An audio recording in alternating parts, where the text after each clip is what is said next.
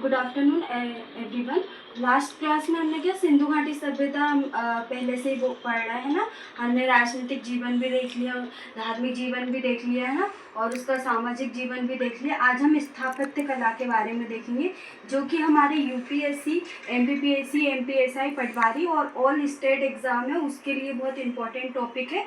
और जो हमारा यूपीएससी हो गया, एमपीपीएससी हो गया, बीपीएससी, यूपीपीएससी या अदर जो स्टेट पीएससी होते हैं, उसके जो मेंस होता है उसके लिए बहुत इंपॉर्टेंट टॉपिक है, क्योंकि मैं आपको यहाँ पे पॉइंट वाइज बता रही हूँ और फैक्चुअल चीज़ें हैं वो भी मैं आपको बता रही हूँ और उसका कॉन्सेप्ट भी क्लियर कर रही हूँ। तो ये आपके प्री और मेंस दोनों के लिए, प्री प्लस मेंस के लिए बहुत इंपॉर्टेंट टॉपिक है ना। तो आप इसको अच्छे से देखना। इस स्पेशल जो सिंधु घाटी सभ्यता की नगर नियोजन है उसको आपको अच्छे से देखना है ना। आज हम स्थापत्य कला के बारे में देखेंगे। सबसे पहले क्या मूर्ति कला थी है ना। संभवत मूर्ति कला का प्रारंभ कहाँ से हुआ था? सिंधु सभ्यता से ही मूर्ति कला का क्या प्रारंभ माना जाता है। जो मूर्तियाँ थी वो 3 प्रकार की मूर्ति थी है ना। एक तो धातु मूर्ति थी, धातु से बनी मूर्ति थी, जैसे तांबा है, कांसा है ना। और दूसरी थी पत्थर की मूर्ति, और तीसरी थी मृग मूर्ति है ना। मैं आपको बताऊंगी कि मृग मूर्ति किसको कहते हैं ना। जैसे धातु की मूर्ति में आपका आ जाएगा कांसा, आ जाएगा तांबा, आ जाएगा ना, और आदि जो धातु वो आ जाएंगी। इसमें क्या प्रसिद्ध मूर्ति कौन सी? मोहनजोदाड़ो से प्राप्त कांसे की निर्मित नतर्की की मूर्ति है ना। नतर्की मतलब जो नृत्य करती हुई मूर्ति है ना, नतर्की की मूर्ति। और सेकंड है पत्थर की मूर्ति, जो कि सेल खड़ी की बनी हुई थी, चूना पत्थर की बनी हुई थी, लाल बालुआ पत्थर की बनी हुई थी है ना। और इसके साक्ष्य भी कहाँ से मिले आपको? मोहनजोदाड़ो से है ना। मोहनजोदाड़ो से इसके साक्ष्य मिले है ना। और थर्ड है मृग मूर्ति क्या ये बड़ी संख्या में प्राप्त हुई जो मृग मूर्ति है। धातु मूर्ति, पत्थर मूर्ति, इसके तुलना में क्या मृग मूर्ति सर्वाधिक संख्या में प्राप्त हुई। ये कैसी मृग मूर्ति का मतलब क्या होता है? आग में पकी हुई लघु मूर्तियाँ। मतलब इनको पहले क्या भट्टियों में पकाया जाता था, उनको है ना हीट देते थे। आग में पकी हुई लघु मूर्ति, जिन्हें क्या बोलते हैं? टेराकोटा फेग्रीन कहते हैं ना। टेराकोटा, जैसे आपसे पूछ सकते हैं कि जो आग में पकी हुई मूर्तियां उनको क्या कहते हैं, तो क्या बोलते हैं? टेराकोटा फेग्रीन कहा जाता है ना। और इसके साक्ष्य कहाँ से मिले? जो मानव की मूर्तियां हैं वो क्या सबसे ज़्यादा कौन सी मूर्ति मिली? नारी की मूर्ति मिली। और पशुओं में कौन सी मिली? कुबड़ वाले बैल की मूर्ति मिली है ना। ये भी दोनों ये कहाँ से मिले? मोहनजोदाड़ो से मिले। तो आपसे ऐसे पूछ सकते हैं मानव की सर्वाधिक मूर्ति किस चीज़ की मिली? तो नारी की मूर्ति मिली है ना। और जो सिंधु घाटी सभ्यता के लोगों का यही मानना है कि संभवत जो सृष्टि का निर्माण है वो नारी शक्ति से हुआ है ना। और सेकंड कौन सी? पशुओं की मूर्तियों में किसकी मिली? कुबड़ वाला बैल की मिली है ना। नेक्स्ट हम देखेंगे मोहरे। मोहरे लगभग कितनी खोजी जा चुकी है? 2000 से ज़्यादा मोहरे क्या खोजी जा चुकी है, जिसमें से 500 मोहरे कहाँ से? मोहनजोदाड़ो से मिली है ना। 500 मोहरे मोहनजोदाड़ो। या फैक्चुअल चीज़ें भी लिख लेना, क्योंकि ये प्री में आपसे पूछ लिए जाते हैं। जो स्टेट पीएससी है ना उसमें आपसे ये पूछ लेते हैं।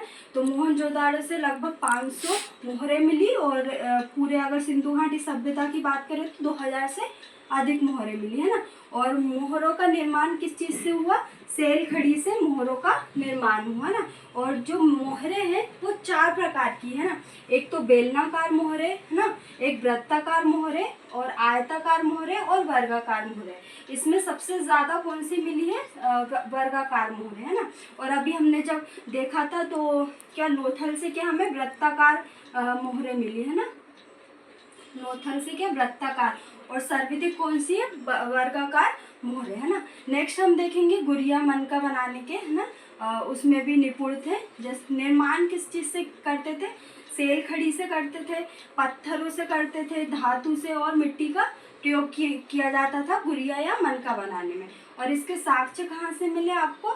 चानूदड़ो और लोथल से क्या मनका बनाने के कारखाने मिले, है ना। ये दो स्थान है, आपको याद रखना होगा कि चानूदड़ो और लोथल से क्या मनका बनाने के कारखाने मिले, है ना। नेक्स्ट हम देखेंगे मृदभांड।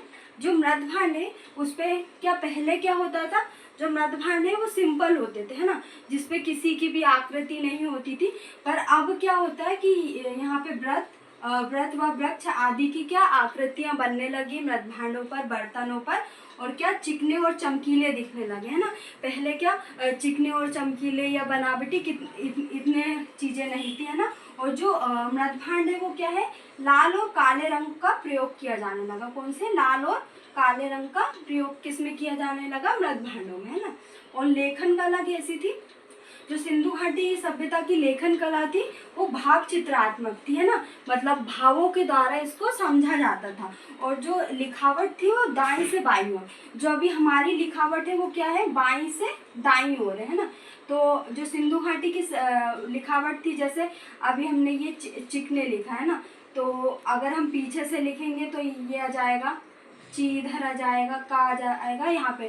तो इसको पढ़ तो सकते थे पर इतने अच्छे से इसको समझा नहीं जा सका, है ना। तो क्या दाईं से बाईं ओर लिखावट थी। और जो चित्रकला थी, चित्रकला में क्या था, पशुओं का क्या सजीव चित्रण था ना, जिसको हम फील कर सकते थे, है ना, उनका सजीव चित्रण था ना पशुओं का।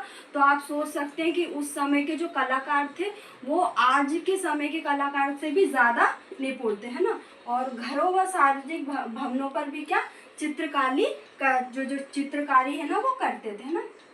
चित्रकारी क्या करते थे, घरों पे और सार्वजनिक जो चीज़ें हैं जैसे अस्पताल हो गए, है ना, और भी चीज़ें हैं उसमें क्या करते थे, चित्रकारी करते थे। नेक्स्ट स्थापत्य कला में ही हम देखेंगे संगीत और नृत्य कला, है ना, कि सिंधु घाटी सभ्यता में संगीत और नृत्य कला के भी साक्ष्य मिले, जिसमें क्या खुदाई में क्या तबला ढोल आदि चीजें मिली है। और नृत्य में क्या, नृत्य की मुद्रा में एक स्त्री की कांसे की मूर्ति मिली। ये कहाँ से मिली, मोहनजोदाड़ो से, है ना। ये भी कहाँ से मिली, मोहनजोदाड़ो से क्या मिली, एक स्त्री की कांसे की मूर्ति मिली जो कि नृत्य की मुद्रा में मिली, है ना। अब हम जो सिंधु घाटी सभ्यता का है पतन देखेंगे, क्योंकि जो सिंधु घाटी सभ्यता है वो लगभग हमारी 4000 साल तक विद्यमान रही। तो इसका पतन एकदम से तो हुआ नहीं होगा कि रातों रात इसका पतन हो गया होगा। ये चीज़ें क्या धीरे धीरे करके होती है। तो सिंधु घाटी सभ्यता का हम पतन देखेंगे, ये विद्वानों के अनुसार कि उनके अलग अलग मत है कि किस चीज़ से हुआ होगा ना। हम ये बस सोच ही सकते, कल्पना कर सकते, क्योंकि उसके अभी तक हमें साक्ष्य नहीं मिले। पर जो भी साक्ष्य मिले उसके आधार पर हम देखते हैं कि सिंधु घाटी सभ्यता का पतन कैसे हुआ होगा। तो सबसे पहले क्या कि जलवायु परिवर्तन हुआ होगा, क्लाइमेट चेंज हुआ होगा, कि सिंधु नदी के मार्ग में क्या परिवर्तन से अनेक बस्तियां क्या उजड़ गई होगी, है ना। जैसे वर्तमान में भी क्या अभी क्लाइमेट चेंज का बहुत चल रहा है, जिसमें क्या अभी जो हमारी सिंधु नदी है उसके मार्ग में परिवर्तन हुआ होगा। तो अनेक बस्तियां जैसे हड़प्पा है, मोहनजोदाड़ो है, लोथल है, रंगपुर है, क्या उजड़ गई होगी, है ना। नेक्स्ट हम देखेंगे कि बाढ़ का प्रकोप आया होगा, है ना। ये क्या बोलते हैं, बाढ़ का प्रकोप। जैसे सिंधु नदी में क्या बाढ़ के कारण क्या विनाश हुआ होगा, है ना, क्योंकि वहाँ पर सबसे जो बड़ी नदी है वो सिंधु नदी है, इसलिए हम सिंधु नदी के बारे में ही पढ़ते हैं ना।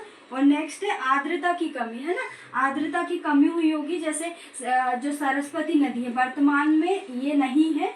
तो क्या हम मान सकते हैं कि जो सरस्वती नदी है, सरस्वती नदी के सूख जाने के कारण रेगिस्तान का प्रसार हुआ होगा। अगर जैसे ही रेगिस्तान का प्रसार हुआ होगा तो जो मानव है वो इधर उधर चले गए होंगे या उनकी मृत्यु हो गई होगी। क्योंकि जो हम देखते हैं जैसे सिंधु घाटी सभ्यता है, आगे हम देखेंगे वैदिक सभ्यता है, तो वहाँ पे जो मानव का निवास है वो नदियों के किनारे है ना। कहाँ पर है, नदियों के किनारे। जैसे हम वैदिक काल में भी देखेंगे तो जिसका विस्तार कहाँ पे, मध्य प्रदेश में हमको अधिक देखने को मिलेगा, उत्तर भारत में अधिक देखने को मिलेगा। इसका विस्तार क्या हमें दक्षिण भारत में देखने को नहीं मिलेगा। वैसे ही सिंधु घाटी सभ्यता का भी विस्तार कहाँ पे, उत्तर भारत में, है ना।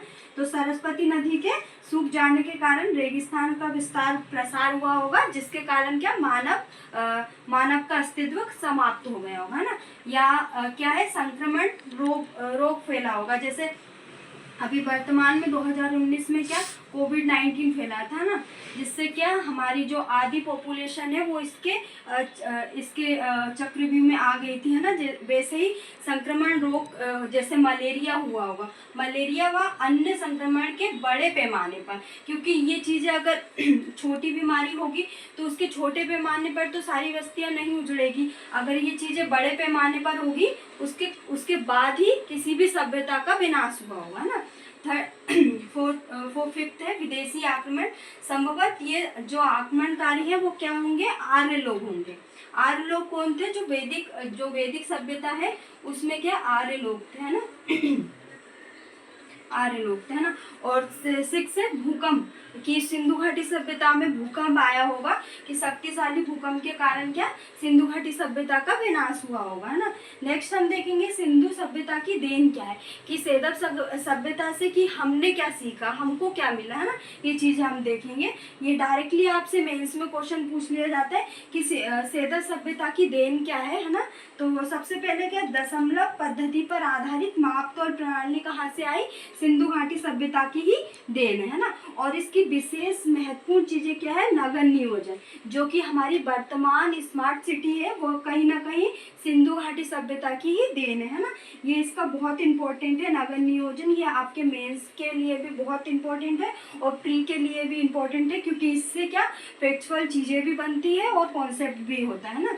और थर्ड है मोहरों का प्रयोग। हमने देखा अभी कि लगभग 2000 से अधिक मोहरें प्राप्त हुई हैं हमें, और 4 प्रकार की मोहरें हैं, बेलनाकार है, वर्गाकार है, आयताकार है, वृत्ताकार है ना। 4 प्रकार की मोहरें प्राप्त हुई हमको।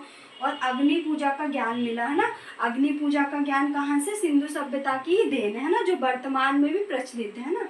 और क्या स्वास्तिक चिन्ह, ये भी किसकी देन है, स्वास्तिक चिन्ह किसकी देन है, सिंधु सभ्यता की, जो वर्तमान में भी अभी वर्तमान में इसको बहुत पवित्र माना जाता है, किसी भी पूजा स्थल में इसको बनाया जाता है ना। और ये थर्ड है। नेक्स्ट है मातृ देवी की पूजा, है ना। तो जो मातृ देवी की पूजा है संभवत सिंधु सभ्यता की देन मानी जाती है।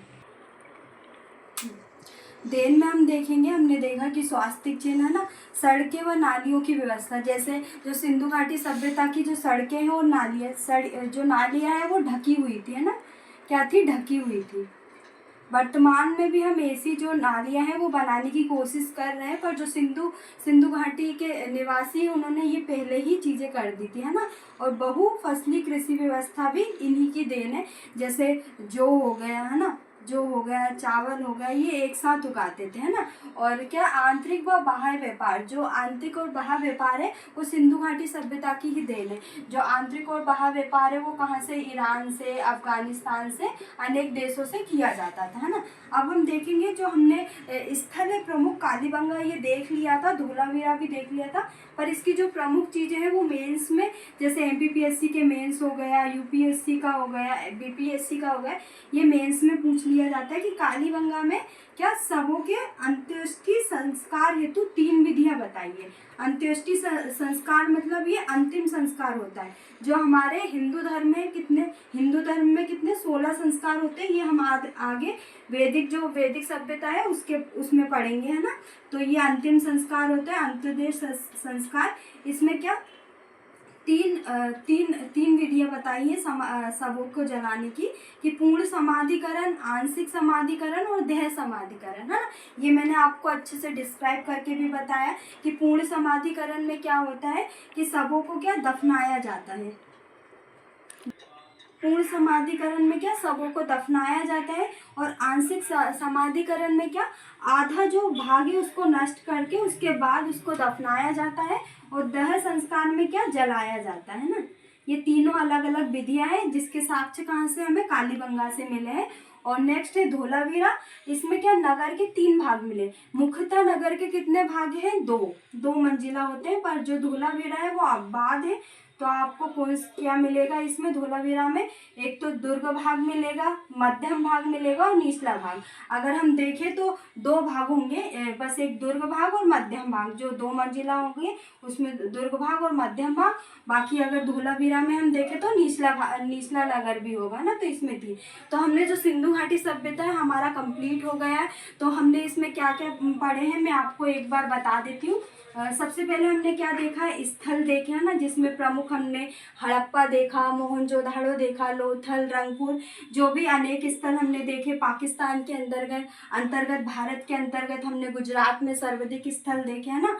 और इसके बाद हमने क्या, नगर नियोजन देखा, जो कि सिंधु घाटी सभ्यता का विशेष बहुत इम्पोर्टेंट टॉपिक होता है ना। इससे फैक्चुअल चीज़ें भी बनती है और कॉन्सेप्ट भी मेंस में भी इसको पूछ लिया जाता है। हमने धार्मिक जीवन के बारे में पढ़ा है ना, कि मूर्ति पूजा का संबंध प्रारंभ कहाँ से हुआ, सिंधु घाटी सभ्यता से हुआ। इसका राजनीतिक जीवन के बारे में हमने पढ़ा, जिसमें क्या हंटर पिक्टन अनेक जो वैज्ञानिक हैं उन्होंने अपने मत प्रस्तुत किया है ना। इसका हमने सामाजिक जीवन